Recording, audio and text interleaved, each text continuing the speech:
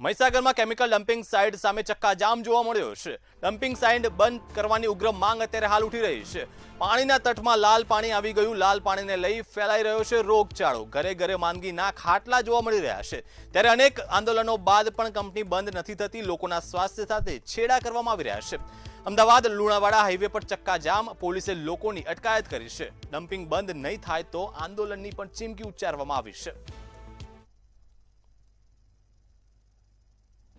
બાલાસિનોર ખાતે આજે અમદાવાદ ઇન્દોર હાઈવે ચક્કાજામનો કાર્યક્રમ રાખેલ છે। અહીંયા જમિયતપુરા ડમ્પિંગ સાઇટ છે તેના વિરોધમાં અહીંયા ડમ્પિંગ સાઇટ છે તેને સરકારશ્રીએ અહીંયાથી હટાવીને ડમ્પિંગ રાક્ષસને અહીંયાથી હટાવીને બાલાસિનોરની જનતાને બચાવવા માટે અહીંયા સર્વપક્ષીય બધા જ બાલાસિનોરના નાગરિકો, યુવાનો અને ખેડૂતો બધા મળ્યા છે। એટલે રજૂઆત માટે અમે રજૂઆત કરી છે અને આજે અહીંયા કાર્યક્રમ રાખેલ છે। બાલાસિનોર નગરને પણ આનું જે અસર થવાની છે આવનાર સમયમાં, તો અહીંયા લોકોને પરિસ્થિતિ ગંભીર રોગચાળો ફાટી નીકળે એવી દહેશત છે। ડમ્પિંગ ઝેરી કેમિકલ જે 2016-17 થી કાર્યરત છે। અમે વારંવાર રજૂઆત કરવા છતાં પણ આ સરકાર કેમ આ બંધનો ઓર્ડર આપતી નથી। ભૂતકાળમાં અમે આમરણ ઉપવાસ કર્યા, ધરણા કર્યા, લિખિતમાં રજૂઆતો કરી, ધારાસભ્ય શ્રી દ્વારા વિધાનસભામાં રજૂઆત કરી, પણ આ ડમ્પિંગ સાઇટ કાર્યરત છે।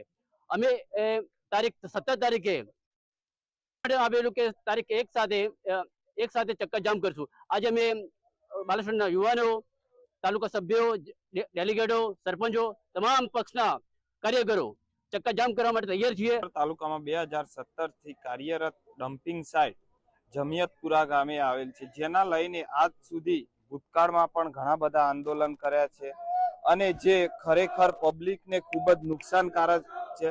પશુ પક્ષી, પબ્લિક અને માનવ જીવન દરેકને એ ખૂબ નુકસાનકારક છે। જેના લઈને આજ રોજ પહેલા અમે કહેવામાં આવ્યું હતું કે અમે 1/7ના રોજ આંદોલન કરીશું અને જે કલેક્ટર સાહેબ અને મામલતદાર સાહેબને આવેદન પણ આપવામાં આવ્યું હતું। બાલાસિનોરમાં વિસ્તારમાં આવેલી એક ડમ્પિંગ સાઇટ છે જે કેમિકલ વેસ્ટનો ડિસ્પોઝલ થાય છે, એમના વિરોધમાં લોકલ માણસો અને આગેવાનો દ્વારા આજે ઇન્દોર હાઈવે ચક્કાજામનું એલાન આપવામાં આવેલું હતું। એની તકેદારી અને કાયદા વ્યવસ્થાનું કોઈ ભંગ કે અડચણ ન થાય એ માટે પોલીસ ડિપ્લોયમેન્ટ કરેલું હતું અને તકેદારીના પગલાં લીધેલા હતા। એના અનુસંધાને આજે જિલ્લા પોલીસ અને કોઈ અમુક PSI, PI અને પોલીસ સ્ટાફ ડિપ્લોય કરેલો હતો। તો ઇન્દોર હાઈવે તો અમે પ્રિઝર્વ કરેલો હતો, ત્યાં કોઈ દેખાવ નથી થવા દીધા, પણ ઇન્ટિરિયર રોડ ઉપર 101 જેટલા માણસો આવી અને દેખાવ કરેલા હતા, પણ એમને પણ અમે રોડ ઉપરથી હટાવી અને એને ડિટેન કરેલા છે।